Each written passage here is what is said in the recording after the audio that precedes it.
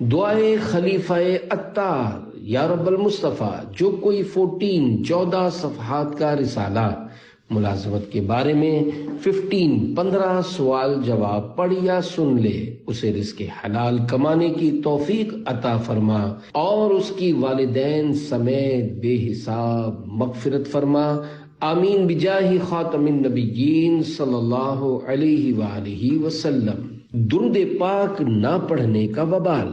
مسلمانوں کی پیاری پیاری امی جان حضرت بی بی عائشہ صدیقہ رضی اللہ عنہا سحری کے وقت کچھ سی رہی تھیں کہ اچانک سوئی گر گئی اور چراغ بھی بجھ گیا۔ اتنے میں حضور صلی اللہ علیہ وآلہ وسلم تشریف لے آئے۔ چہرہ انور کی روشنی سے سارا گھر روشن ہو گیا، یہاں تک کہ سوئی مل گئی۔ ام المومنین رضی اللہ عنہا نے عرض کی، یا رسول اللہ صلی اللہ علیہ وآلہ وسلم، آپ کا چہرہ انور کتنا روشن ہے۔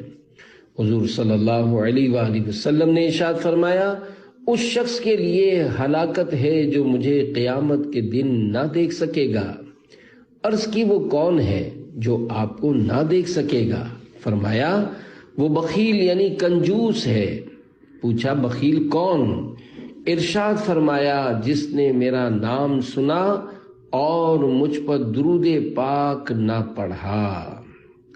سوزن گم شدہ ملتی ہے تبسم سے تیرے، شام کو صبح بناتا ہے اجالا تیرا۔ صلو علی الحبیب صلی اللہ علی محمد۔ سوال، ایک شخص گورنمنٹ ملازم ہے مگر ڈیوٹی پر نہیں جاتا اور ہر مہینے پہلی کو تنخواہ لے لیتا ہے، کیا اس کا یہ طریقہ درست ہے؟ اور وہ صدقہ و خیرات بھی کرتا رہتا ہے، کیا اس کا خیرات کرنا جائز ہے؟ جواب، اگر وہ ڈیوٹی نہیں دیتا اور دھوکے سے تنخواہ بٹور لیتا ہے تو یہ پوری کی پوری تنخواہ حرام ہے۔ اس کے ذریعے زکوٰۃ خیرات بھی نہیں کر سکتا کیونکہ یہ اس کے پیسے ہیں ہی نہیں، نہ یہ ان کا مالک ہے، اگرچہ ان پہ قبضہ اسی کا ہو۔ اس پر فرض ہے کہ جہاں سے یہ رقم بٹوری یعنی لی ہے وہاں واپس کرے اور ساتھ ساتھ توبہ بھی کرے۔ سوال، نابالغ سے پانی بھروانا کیسا ہے؟ کیا استاد اس سے پانی بھروا سکتا ہے؟ جواب، والدین یا سیٹھ جس کا یہ ملازم ہے، اس کے سوا کسی کے لیے نابالغ سے پانی بھروانا جائز نہیں، اور نابالغ کا بھرا ہوا پانی جو کہ شرعاً اس کی ملک ہو جائے، کسی اور کے لیے اس کو استعمال میں لانا جائز نہیں۔ سیٹھ بھی صرف اجارے کے اوقات ہی میں بھروا سکتا ہے۔ استاد کے لیے بھی یہی حکم ہے کہ نابالغ شاگرد سے پانی نہیں بھروا سکتا، نیز اس کے بھرے ہوئے کو کام میں بھی نہیں لا سکتا۔ حضرت علامہ مولانا مفتی محمد امجد علی اعظمی رحمۃ اللہ علیہ فرماتے ہیں، نابالغ کا بھرا ہوا پانی کے شرعاً اس کی ملک ہو جائے، اسے پینا یا وضو یا غسل یا کسی کام میں لانا اس کے ماں باپ یا جس کا وہ نوکر ہے اس کے سوا کسی کو جائز نہیں، اگرچہ وہ یعنی نابالغ اجازت بھی دے۔ اگر وضو کر لیا تو وضو ہو جائے گا اور گناہگار ہوگا۔ یہاں سے معلمین یعنی اساتذہ کو سبق لینا چاہیے کہ اکثر وہ نابالغ بچوں سے پانی بھروا کر اپنے کام میں لایا کرتے ہیں۔ سوال، کیا یہ احتیاط کرنی چاہیے کہ جب سیٹھ اپنے ملازم کو اچھا سا نوالا دے تو پھر اس کے بعد کوئی بڑا کام نہ لے، ورنہ اسے یوں لگے گا کہ کوئی کام کروانا تھا تب ہی مجھے یہ نوالا کھلایا ہے، ورنہ روز تو نہیں کھلاتا؟ جواب، سیٹھ ایک نوالا کھلائے یا پوری تھالی یا کچھ بھی نہ کھلائے، مگر وہ اتنا کر سکتا ہے کہ اجارے یعنی نوکری میں اور عرف سے ہٹ کر نوکر سے کام نہ لے۔ عرف کے اندر رہتے ہوئے بڑا کام ہو یا چھوٹا وہ تو سیٹھ لے گا کیونکہ وہ اسی کے پیسے دے رہا ہے، نوالا نہ بھی کھلائے جب بھی وہ کام تو لے گا۔ سوال، ملازم کے تعلق سے دل میں تکبر نہ آئے، اس کا حل ارشاد فرما دیجئے۔ جواب: سیٹھ ملازم پر شفقت کرے، اس پر سخاوت کرے، جیسے عمدہ کپڑے خود لیے ایک جوڑا اس کو بھی سلوا دے۔ اسی طرح عید کے موقع پر تھوڑا دل کھول کر دے، اگر کبھی اچھی غذا پکائی تو اسے بھی پیش کر دے۔ جس پھل کا سیزن آیا، مثلا آم ہے تو اس کی پیٹی دے دے۔ بقر عید آئی تو خود قربانی کرتا ہے تو ایک بکرا کٹائی کی قیمت کے ساتھ ملازم کو دے دے تاکہ اس کے بچے بھی خوش ہو جائیں۔ بکرے کا اس کو مالک کر دے، یا یہ کہہ دے کہ سرکار صلی اللہ علیہ وآلہ وسلم کی طرف سے تم قربانی کر دینا۔ اس طرح شفقت دیں گے تو انشاءاللہ ملازم کے تعلق سے تکبر قریب نہیں آئے گا۔ اپنی اولاد کے ساتھ بندہ اس طرح کی شفقت کرتا ہی ہے تو اپنے ملازم کے ساتھ بھی کرنی چاہیے۔ نوکر بیچارہ ایسی خدمت کر رہا ہوتا ہے کہ اولاد بھی ایسی خدمت بسا اوقات نہیں کرتی۔ یہ بات تسلیم ہے کہ ملازم پیسے لے کر خدمت کرتا ہے، لیکن اولاد کو بھی تو بندہ پیسے دیتا ہے۔ پھر یہ کیا بات ہے کہ ملازم کو حقیر سمجھتے ہیں اور اولاد کو آنکھوں پر بٹھاتے ہیں؟ ٹھیک ہے، اولاد کو بھی پیار دیں، صلہ رحمی ان کا بھی حق ہے، لیکن ملازمین کے ساتھ بھی اچھا رویہ اپنائیں۔ اللہ پاک نے آپ کو صاحب حیثیت یعنی مالدار بنایا ہے۔ جب ہی آپ نے 10 ملازم رکھے ہیں تو خود کو ان کی جگہ رکھ کر سوچیں کہ اگر آپ ملازم ہوتے تو اپنے ساتھ کس قسم کا رویہ پسند کرتے۔ جب آپ ملازمین کا خیال رکھیں گے تو یہ انشاءاللہ ٹوٹ کر آپ کی خدمت کریں گے اور ایسی وفاداری کا اظہار کریں گے کہ شاید اولاد بھی ایسا نہ کرے، آپ کے لیے جان تک قربان کر دیں گے۔ بالفرض اگر کوئی ملازم بے وفا بھی نکلا تو اولاد بھی بے وفا نکلتی ہے اور اپنے والدین کو اولڈ ہاؤس چھوڑ آتی ہے، پیسے لے کر بھاگ جاتی ہے یا والد کے نام پر قرضے لے کر بھاگ جاتی ہے۔ اولاد بھی تو اسلامی تربیت نہ ہونے کی وجہ سے ایسا بہت کچھ کر رہی ہوتی ہے۔ اسلامی گھرانوں میں ایسے واقعات سننے کو نہیں ملتے، لیکن ماڈرن اور صرف دنیاوی تعلیم دینے والے مالداروں کے یہاں اس طرح کے واقعات زیادہ ہوتے ہیں۔ غریبوں اور مذہبی گھرانوں میں نسبتاً ایسا کم ہوتا ہے۔ سوال: میں ایک ادارے میں کام کرتا ہوں جہاں سیٹ کی طرف سے مجھ سمیت کسی بھی ملازم کو مسجد میں باجماعت نماز پڑھنے کی اجازت نہیں ہے۔ ایسی صورتحال میں جماعت چھوڑنے کا گناہ کس کے ذمے ہے؟ جواب: جہاں مسجد موجود ہو اور جماعت سے نماز پڑھنے میں کوئی شرعی عذر بھی نہ ہو تو وہاں باجماعت نماز ادا کرنا واجب ہے۔ اب اگر کوئی سیٹھ اپنے ملازمین کو باجماعت نماز پڑھنے سے روکے گا تو وہ اور جماعت چھوڑنے والے ملازمین سب ہی گناہگار ہوں گے اور ایسی ملازمت کرنا بھی جائز نہ ہوگا۔ بعض مقامات ایسے ہوتے ہیں کہ جہاں میلوں میل تک مساجد ہی نہیں ہوتی تو ایسی جگہوں پر جماعت واجب نہیں ہوتی۔ البتہ اسی صورت میں اگر سیٹھ نماز پڑھنے سے بھی روکتا ہو جس کے باعث ملازمین نماز نہ پڑھتے ہوں تو ایسی نوکری ہی جائز نہیں۔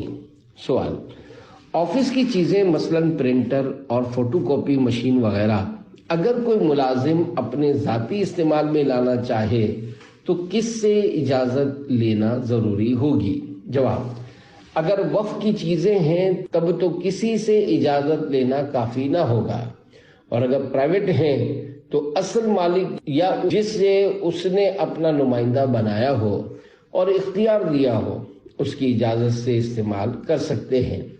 بعض اوقات اصل مالک کی طرف سے مینیجر اور اس طرح کے بڑے عہدیداران کو چھوٹی موٹی چیزوں کے اختیارات دیے جاتے ہوں گے، لہذا اگر انہیں اختیارات دیے ہوئے ہیں تو ان سے اجازت لے کر استعمال کر سکیں گے، ورنہ استعمال نہیں کر سکتے۔ سوال: آج کل زیادہ تر ملازمین کے ساتھ اچھا سلوک نہیں کیا جاتا، سیٹ کسی معاملے میں ان کے ساتھ تعاون نہیں کرتے، اور اگر ملازم کو کوئی مسئلہ ہو تو اسے حل نہیں کرتے۔ یوں ملازمین بڑی مشکل میں ہوتے ہیں۔ ملازمین کے حقوق کے حوالے سے کچھ رہنمائی فرما دیجیے۔ جواب: ملازمین کے بھی حقوق ہیں اور سیٹھ کے بھی حقوق ہیں۔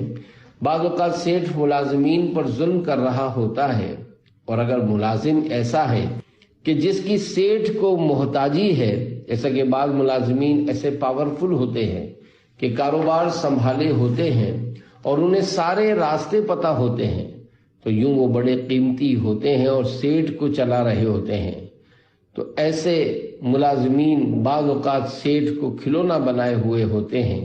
لہذا دونوں طرف سے جو بھی ظلم کرے گا وہ گناہگار ہوگا۔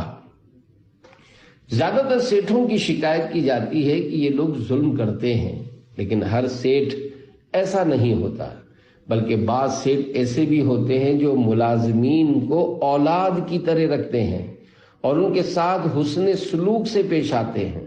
ملازم کو بھی چاہیے کہ سیٹھ کے ساتھ اچھا سلوک کرے، وقت پر اسے کام کر کے دے اور اس کے مال آل اولاد اور گھر میں خیانت نہ کرے۔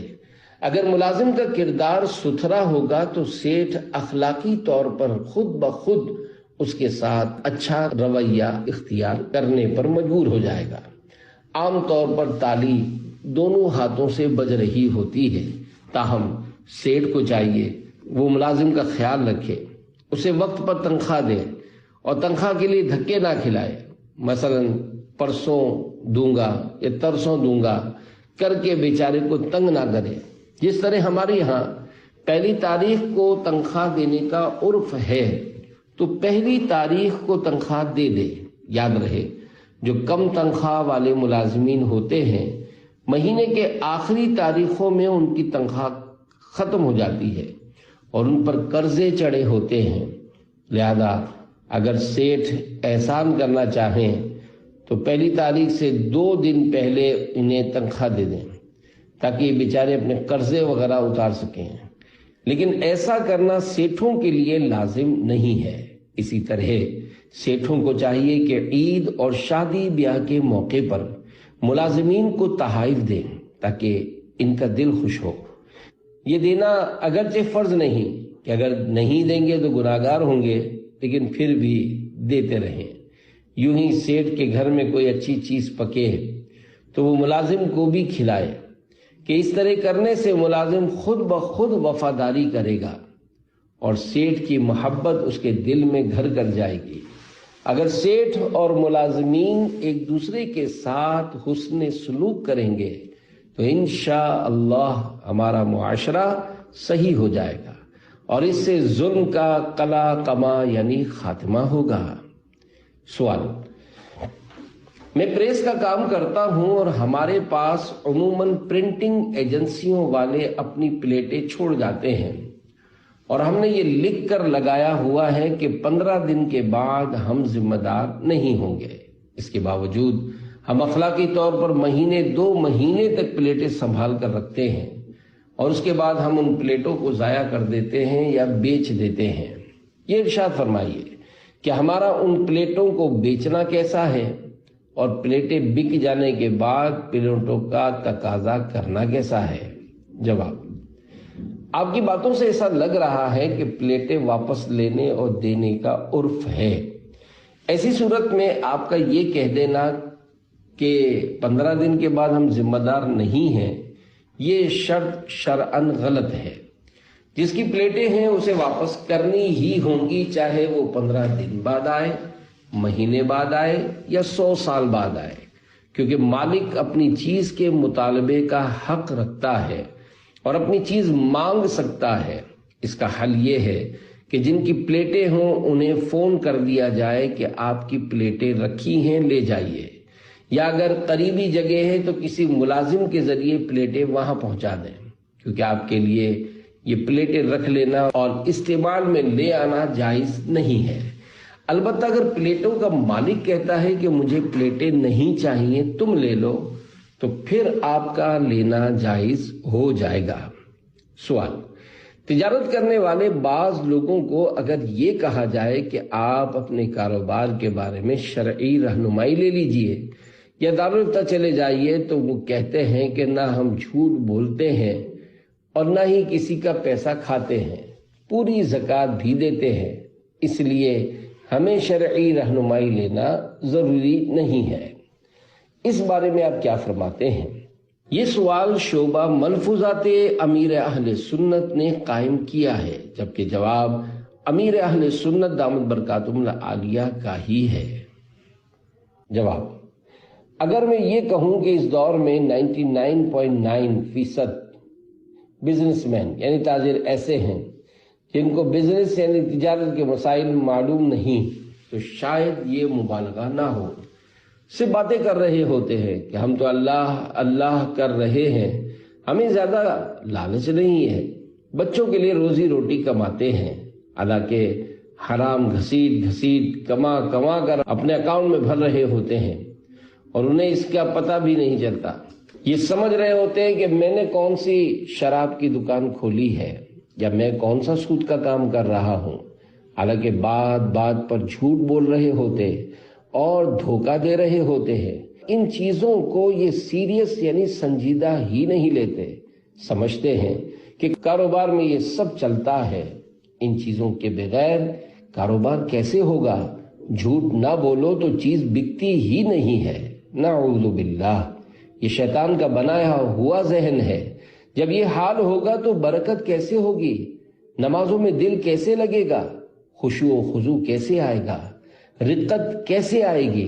گناہوں سے نفرت کیسے بڑھے گی؟ جو کاروباری حضرات مجھے سن رہے ہیں وہ دارالفتہ اہل سنت سے اپنے کاروبار کی اسکیننگ یعنی تفتیش کروا لیں۔ اس کے لیے باقاعدہ حاضر ہونا پڑے گا، یا اگر حاضر ہونا ممکن نہیں تو انٹرنیٹ وغیرہ کے ذریعے ہی رابطہ کر لیں اور اپنے کاروبار کی شرعی رہنمائی لیں۔ اس کے بغیر اپنے بال بچوں کو حلال روزی کھلانا بہت مشکل ہے۔ میں نے بالکل دو ٹوک اور جنرل بات کی ہے، کسی کے کاروبار پہ کوئی حکم نہیں لگایا، سب کو مسائل سیکھنے چاہیے۔ ملازم ہیں تو ملازمت کے، اور سیٹھ ہیں تو ملازم رکھنے اور سیٹھ بننے کے مسائل سیکھنا فرض ہے۔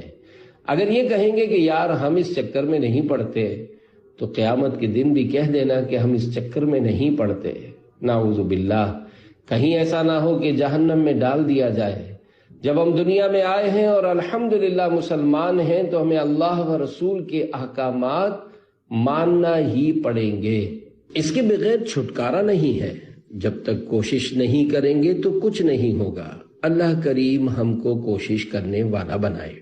سوال: ملازمین سے مالک روزے کی حالت میں عام دنوں کی طرح کام لیتا ہو، احساس تک نہ کرتا ہو، تو ایسی صورت میں ملازمین کو کیا کرنا چاہیے؟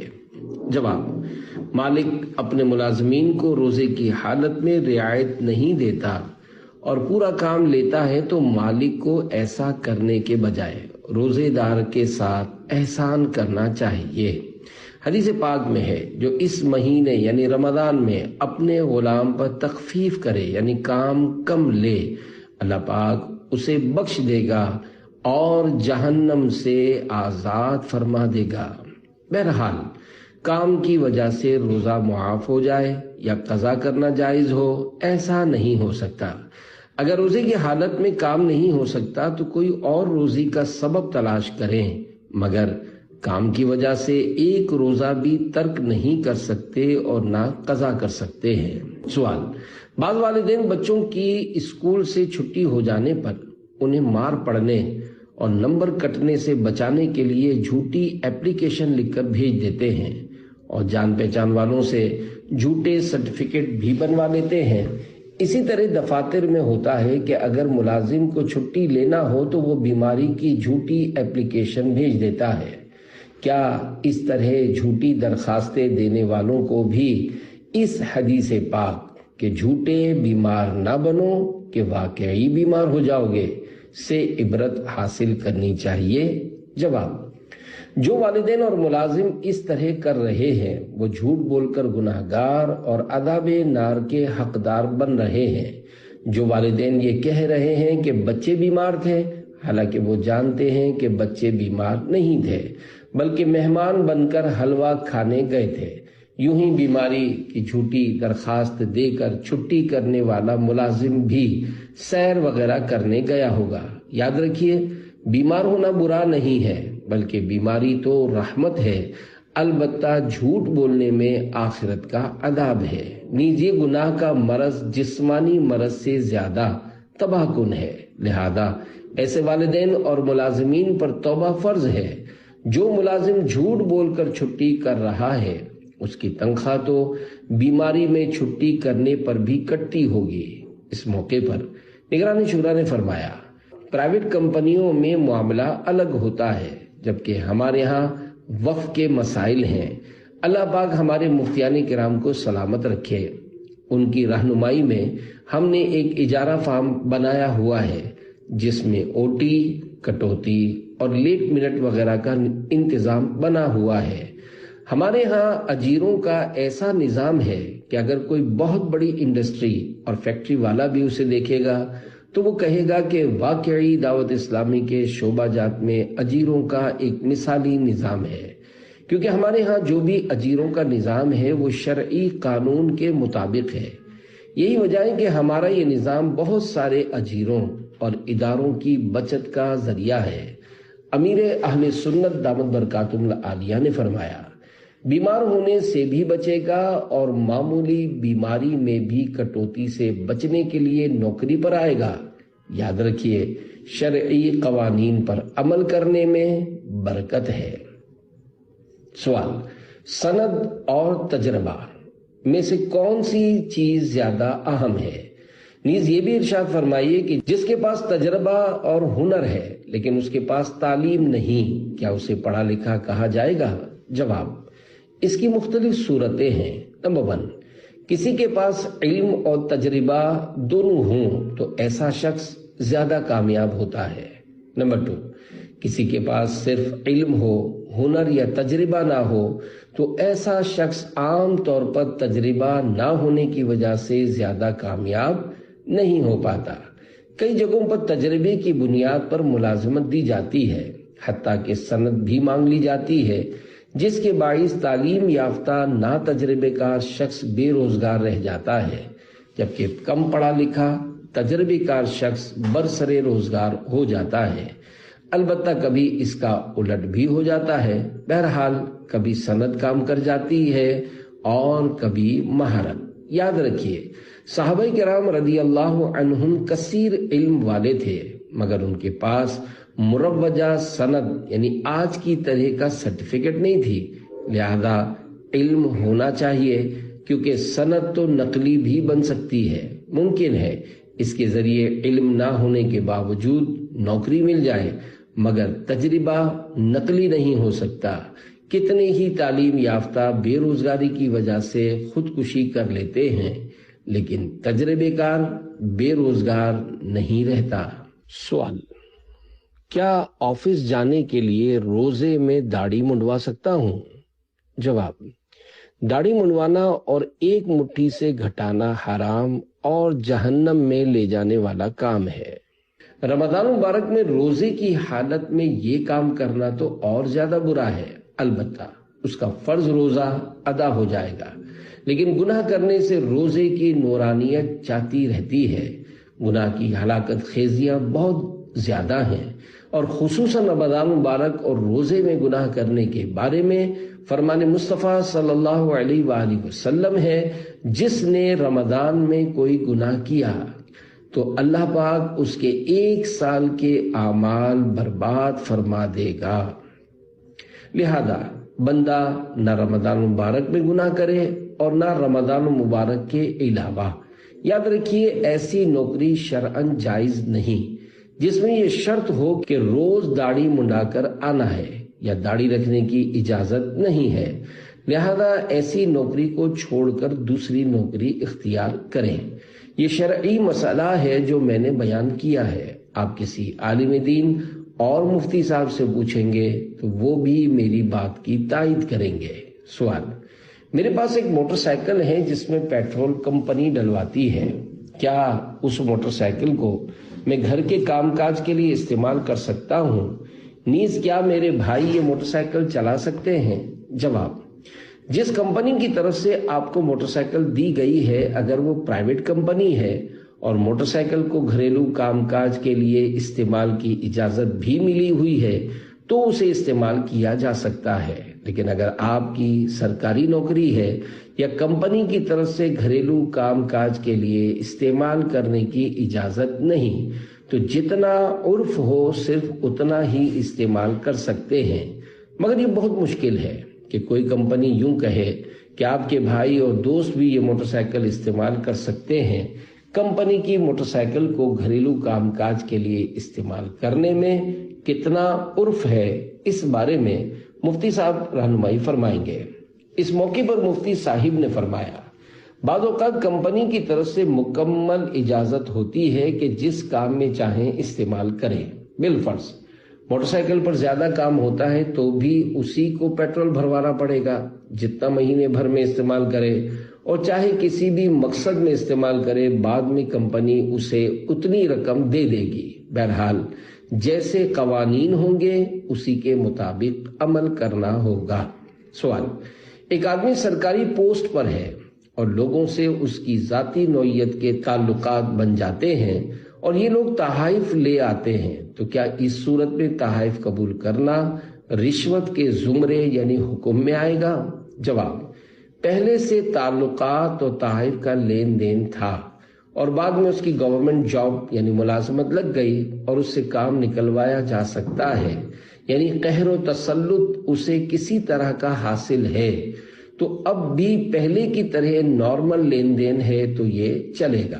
البتہ اگر اس کے ذریعے سے اپنا کوئی کام نکلوانا ہے تو اب پرانے طریقے کے مطابق بھی ہونے والے تحائف کا لین دین رشوت میں چلا جائے گا۔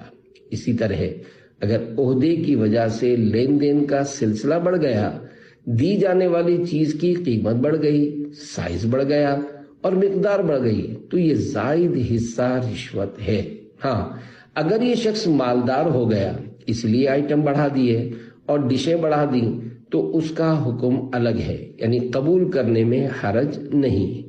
یوں ہی اب اس کی خصوصی دعوت کرنا کہ اگر یہ نہ آتا تو دعوت ہی نہ ہوتی، تو اگرچہ اس کی وجہ سے دو چار اور کو بھی دعوت دے دی تب بھی یہ خصوصی دعوت رشوت میں داخل ہے۔ البتہ مطلقاً جو دعوت ہوتی ہے وہ رشوت نہیں ہوتی، جیسے ماتحت کی طرف سے شادی کی دعوت آئی اور آپ اس میں چلے گئے، اس میں بھی اگر عام مہمانوں کو سادہ ڈشیں دی گئی اور افسر نگران یا بڑے عہدیداران کو اسپیشل ڈشیں پیش کی گئیں تو یہ اسپیشل ڈشیں رشوت میں شمار ہوں گی۔ ہاں، جو سب کو کھلایا جا رہا ہے اگر وہی افسر یا نگران کو بھی کھلایا جا رہا ہے تو رشوت نہیں۔